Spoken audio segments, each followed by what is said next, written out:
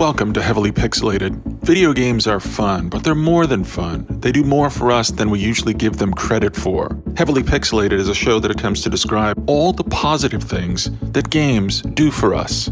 I'm Scott C. Jones. Today's story begins with two brothers playing a video game in a house in a small town in Canada. It's 1990. My brother fell in love with Lode Runner. That's Syd, the youngest of the two brothers. I had the version on the Apple II where there was 150 levels. And my brother had gotten up to level 143.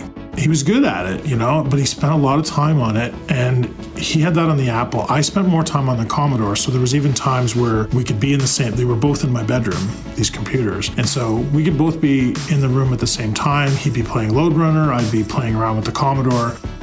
And then one day, the power went out. At level 143, you couldn't save your game. And my brother has never looked at Lode Runner again. He was devastated to the point where I don't think he really even plays video games today because of it. It was so devastating to get that far, be so close to the end. It wasn't even all the time that he put into it, it was the fact that he was so close to the end. So he had to overcome all those things to get so close to the end, and then to never find out, does something special happen when you finish level 150? And do you know if it does? I was too afraid to look for him. Maybe there is something special that he missed out on. And maybe I might send him a YouTube link to the last 7 levels if I could find it. Yeah, I don't know how he'd feel about that. That Syd is Syd Bolton. He runs the PC Museum in Brantford, Ontario. Syd also owns the largest collection of video games in Canada. Syd is my guest on today's show, which starts now.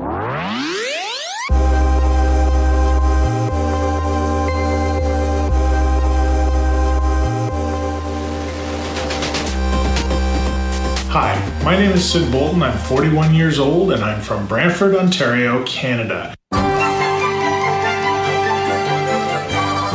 This is Syd's audition tape for a TV show called King of the Nerds. I want to be the king of the nerds because where I come from, I'm already king of the nerds and I want to take on For some inexplicable reason, King of the Nerds passed on Syd. This guy has a video game and computer museum in his house.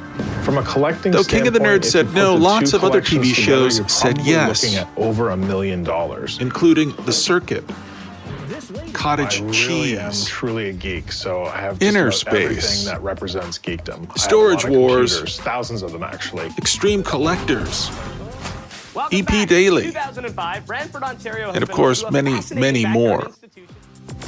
Coming up. Video games let you be somebody or not. They let you do super If you wanted to make television that appealed to nerds or talk about something geeky, it was a no-brainer. You went to see Syd. Right in the middle of suburbia lives Syd Bolton. I'm chatting with a guy who owns thousands of video games, and I never want to leave this place. Later in the show, I chat with super collector Syd Bolton. Vice recently did a really cool story on Syd. Syd Bolton, who runs a personal computer museum out of his home because he's been collecting vintage computers for over 20 Where do we start? Okay, well, we've got the history of personal computers starting from about 1976. It's not hoarding if you keep it organized. That's how Syd's also been in a couple of documentaries over the last few years, including Nintendo Quest and 2018's Ferris's Room. An old IBM mouse. I'm serious, man. This is ridiculous, making me wait around the house for you. Why can't you let me ride and Syd lives in Brantford, Ontario. Brantford is about an hour outside of Toronto. That's where the PC Museum is. It's actually on his property. He lives in a suburban ranch house, but behind the house is an old barn, and inside the barn, that's where the museum is. This is a bit of an understatement, but Syd is very proud of the town that he's from. He's very proud of Brantford. I found one of Syd's website pages that featured the following song. It's a song that's really a reflection of the pride that Syd feels towards his own hometown. This song is embarrassingly earnest. It pains me a bit to listen to it. But it's also a little sweet, too. Brantford's looking ahead, looking good, looking up. The word is starting to spread, feeling good, let's speak up. Proud of our past and what we have to offer, Brantford, let's speak up. The first time I visited Brantford, Syd drove me around like I was considering buying real estate there, he pointed out all the parts of the town that he thought were beautiful, things that I would find irresistible. Brantford's primarily known for two things. Alexander Graham Bell invented the telephone here, and the great one, Wayne Gretzky. He was born here. Brantford gave birth to the telephone line, and Gretzky the great 99. It's a small town. I kind of grew up in a small town myself, and so, they're not my favorite places, but I just sort of got carried along with Syd, and that's kind of the experience of knowing Syd. You'd get carried along by his energy and enthusiasm for things. I think that's really the secret to the success that he's had in his life. He has this personality that is so large that it just fills a room and it consumes everything and everyone in that room. One of Brantford's claims to fame, as I just mentioned, is that Wayne Gretzky is from Brantford. And so we drove to Walter Gretzky's house, which is where Wayne Gretzky grew up. This is like a holy place for Canadians. We pulled into the driveway. And I said, "What are you doing, Syd? Why are we pulling into Walter Gretzky's driveway?" And Syd said, "Walter knows me. If Walter's home, he'll come out and we'll talk for a while." He said, "But I don't think Walter's home tonight." And the house looked dark. But we sat there for a few minutes in silence on a winter night in Syd's car. After that, we backed out of the driveway and we toured around a little bit more, and then we went to a restaurant which supposedly had amazing food. It had okay food, but as far as Syd was concerned, the food was amazing. It was exceptional. It was world class. And I love that he loved things so passionately. He couldn't help himself from loving things too much. Let's speak up! Some of you know this already, but some of you don't. Syd died on June 11th, a Monday, 2018. I've been working on the podcast for about 8 months. I traveled out to Brantford a couple of times to interview Syd, to see the PC Museum, and to spend time with him. We were talking about working on something together. Building a new TV show, maybe a YouTube show, something celebrating vintage video games and being a collector, and all of a sudden I couldn't reach him. And I called him a couple of times. I texted him a few times. I couldn't reach him. And then I found out that there was a notice on Facebook, a GoFundMe page, where people could donate to help Syd and his family, because Syd was in the ICU at Toronto General. I went to visit him because I know what it's like to be in the hospital. I felt a great deal of sympathy for him, and I wanted to offer my support to his wife and his family. And his wife wasn't there when I went to the hospital. I went to the ICU. I went in. I saw him in there. I could see him through the glass. He was covered with machinery, and I couldn't get into the room, obviously, not being a family member. The nurses told me that he would be better in a few days and then I'd be able to visit him then. But then I got a call from his wife a few days later telling me that he was gone. And so editing this podcast has become a way for me to celebrate Syd's life and to just really fully understand what he contributed for so many years to the computer and video game industries. And, it was also just a way for me to spend some time thinking about him. And it was a way for me to kind of let him go, which I have to do now. Now I have to let him go. So, yeah.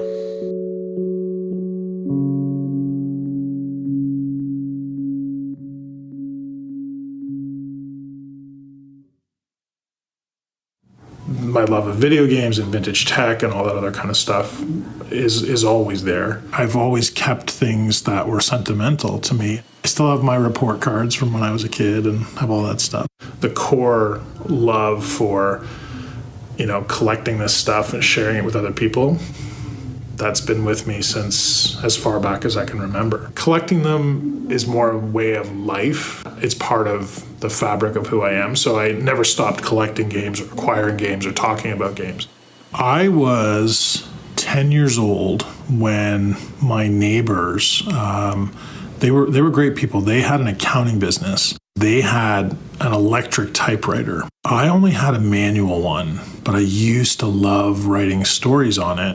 My neighbors had the electric typewriter, and one day I went over there and they said, we have a new kind of typewriter. I walked in and it was an Apple II computer. And I remember playing this game where you had a base in the center of the screen and you had a paddle, and you could basically change the direction that you fired in, one of the 4 directions, and these ships would come at you. But that was probably the first computer game I ever played. There was something about being able to control what was on the TV that was so fascinating to me. Because at that point, television was just a broadcast, whatever came your way, came to your TV, and that was it. And now all of a sudden, I had control of what was on the TV to some degree. When I went back to school, I was still, of course, in grade school. And I remember going back, and I tended to spend more time with adults than I did other kids. Like at recess, I would walk around with the teacher. I tended to enjoy having mature conversations.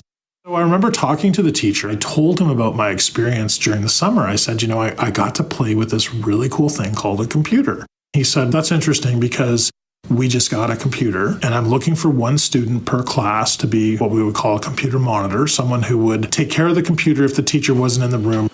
He asked me if I could come by the library after school that day and learn something about the computer. And that happened to be a Commodore PET. And when I tell kids today that come through the computer museum that here was one computer for the entire school, they just look at me with disbelief. They just don't understand how that could be. We had this thing on an AV cart so it could be moved from classroom to classroom. Where I really think computers clicked for me was when I learned how to program them. It was like, hey, I can control this thing. I can make it do whatever I want. When I wasn't at the computer, I found myself thinking about the computer. So I actually took a notebook, a regular, just line-ruled notebook. And when I should have been paying attention in class, I was writing code. And I remember writing sort of a trivia game. And I had a little man that did a happy dance when you got the question right.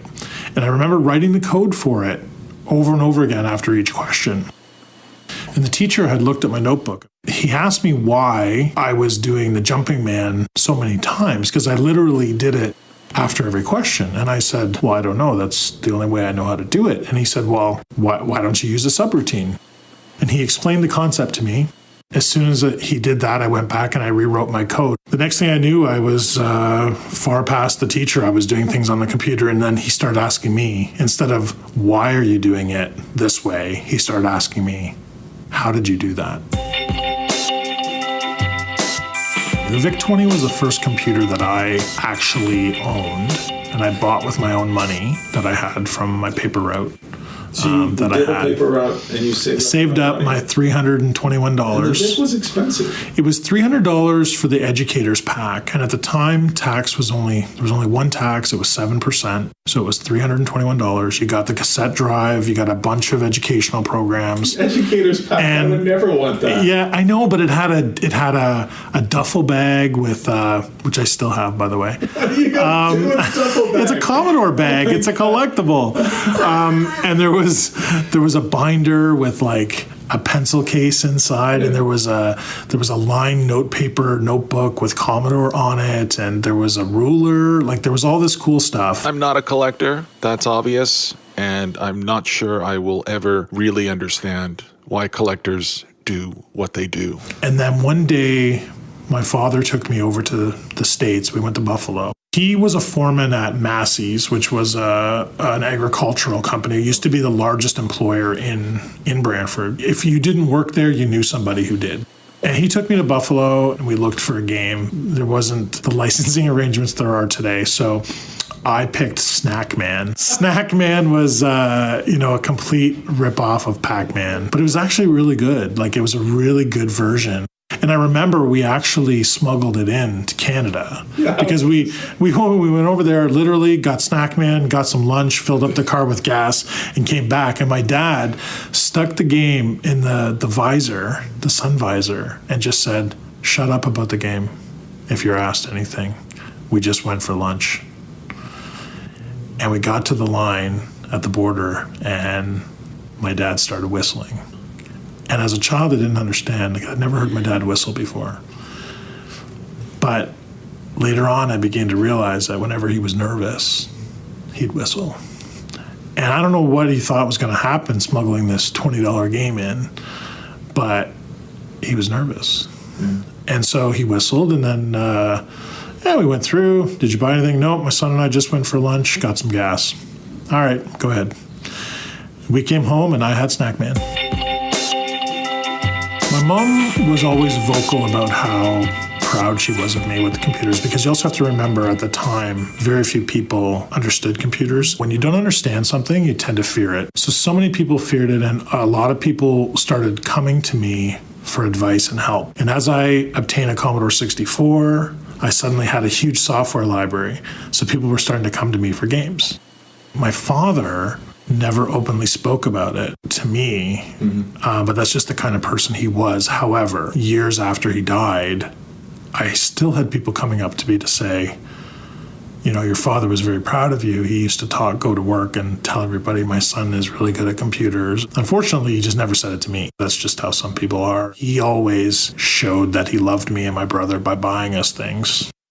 On another trip, I got a VIC modem, which was the first sub $100 modem that ever existed. He went on a trip. I lost him for a week on the trip, but I got a VIC modem out of it.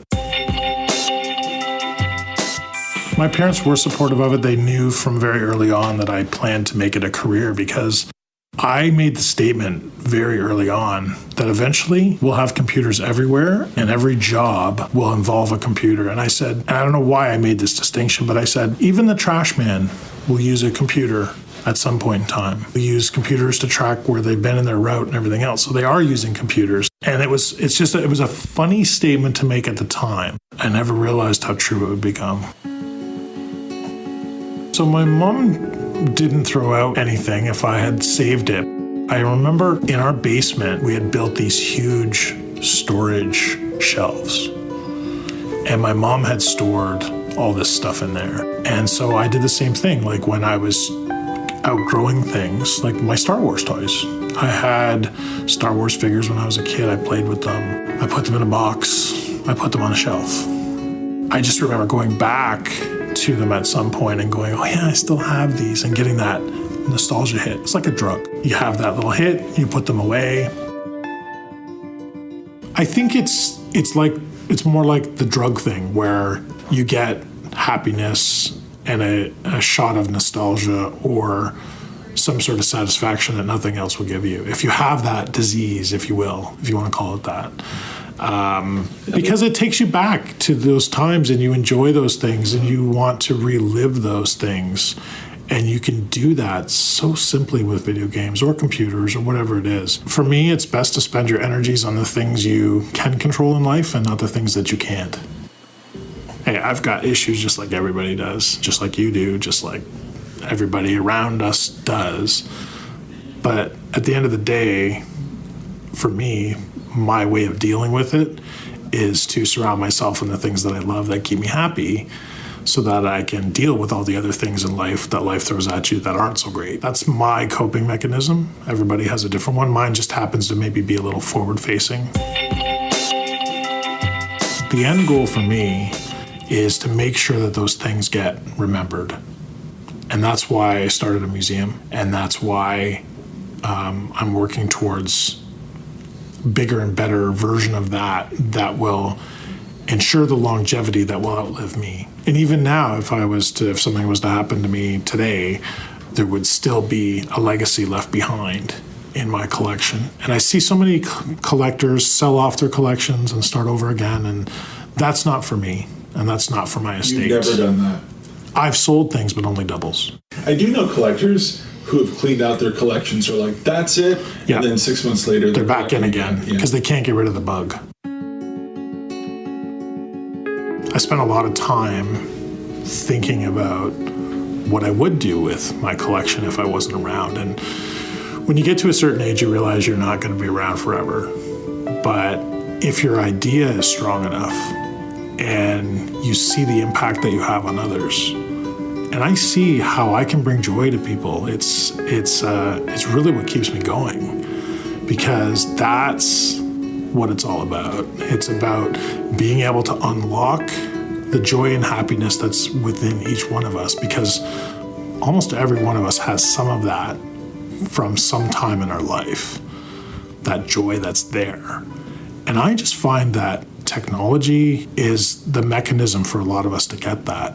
So whether it's through video games or whether it was from computers or whatever, those people gravitate to what I have, and then they look at it and that part of them is unlocked and they're right back where they were. They're 10 again. They're 15 again. They're whatever that time was. That's when things were simpler, when things were less complicated, maybe, or a time where we got lost in a video game world, or we did something that made us feel good about ourselves, or that we feel like we were worthy, or we felt accomplished.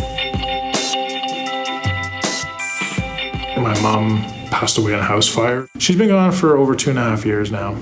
It's been hard, you know? It's one thing to have somebody pass for natural reasons or whatever, but when it's something like that, and especially something where there's still questions in your mind about how things, you know, how did it get started? You know, did she feel any pain? You know, all that kind of stuff. There was no resolution.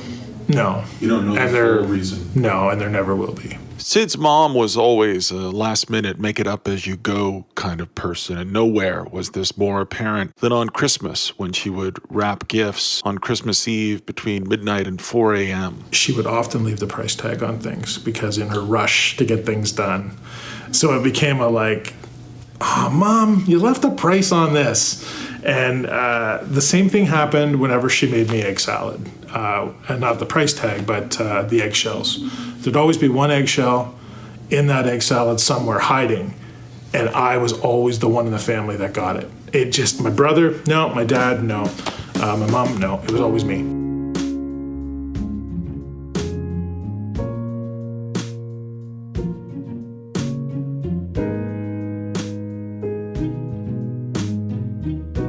I'm here with my brother Steve. So the power went out and that was it. Your game was gone. Yes. Your progress was gone. You never really got into video games. And I kind of have always wondered if that was partly because of what happened to you. I think I've played since that time, maybe 5 hours. Wow. Now part of that is because I got married, and the person I married was not into video games. I played Mario Kart at one of your game nights, and I played some Rock Band. I don't even think that counts as a video game, but maybe. And that's it. I thought it might be important to bring some closure to your experience with Lode Runner. And maybe it'll do one of two things. Maybe it will let the healing begin 33 years later, and maybe you'll start playing video games again. So you probably have always wondered how the game actually ended. I'm actually going to show you. That's kind of important. And bring back memories of the game. So this is actually level 1. Of course, we have to go through an ad here, but this will be level. There's always an ad now, right? With these things.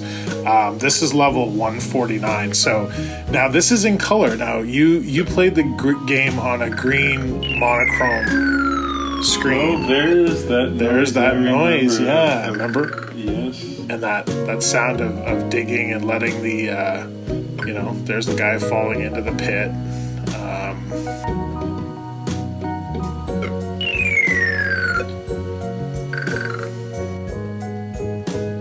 Now this is level 150, so this is the final level. Full character drops down. So this is the final level.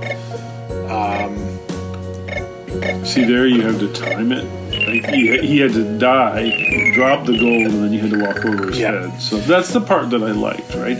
That you'd have to time these things correctly, and a lot of times you just didn't know until you did it.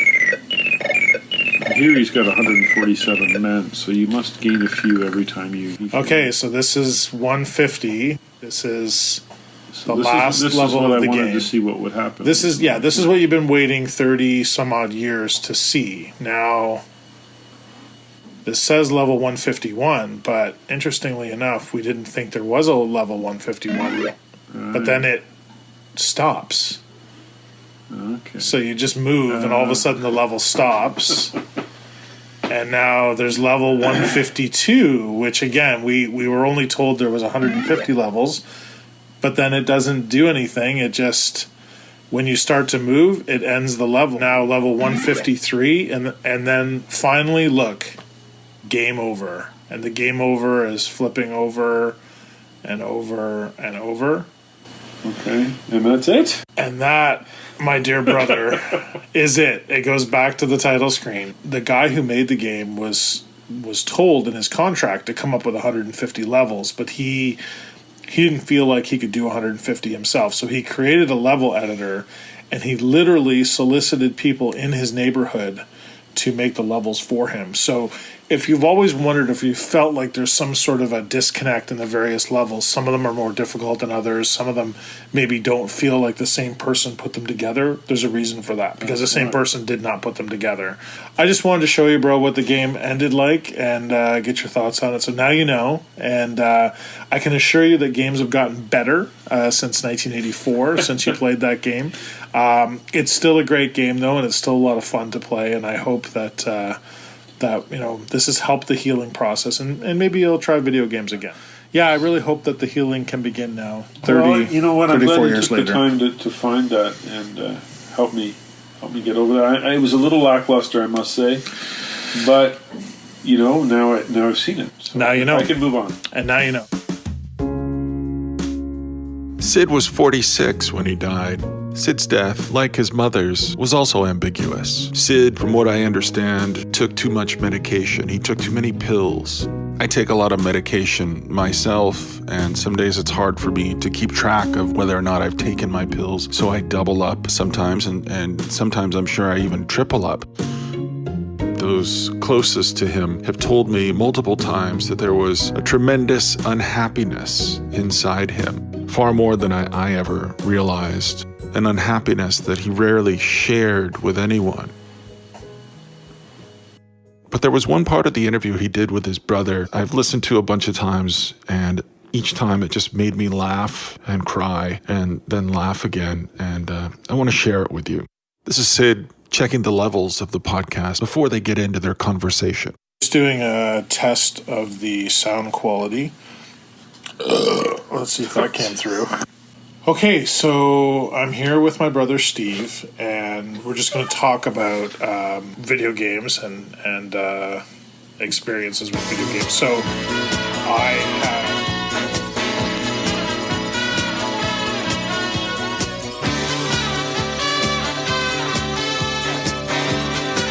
If you'd like to make a donation to Syd Bolton's legacy, go to pcmuseum.ca and click the donations button. Special thanks to Steve Bolton, Syd's wife, Jen Bolton, Sarah Deakins, and of course, Stephen Nikolic. Music tracks today provided by the Free Music Archive, including Upbeat by John-Luc Hefferman, Ong's Hat by Lazy Salon, Seagull by We Is Sure Dedicated, and Starling and Aim Is True by Poddington Bear, and of course, Let's Speak Up by Steve Beach and Len Wild. If you want to listen to some really cool stuff, go to freemusicarchive.org. Also, if you like today's show, go to iTunes and leave a positive review for Heavily Pixelated. It might not sound like much, but it helps a ton. You can follow us on Twitter at HeavilyPix, P-I-X, and please share this episode. I need more listeners. Until next time, I'm Scott C. Jones. I'll see you then. Looking up, our star is starting to shine. Feeling good, let's speak up. Our pride is in our work. Our strength is in our people. Brantford, let's speak up.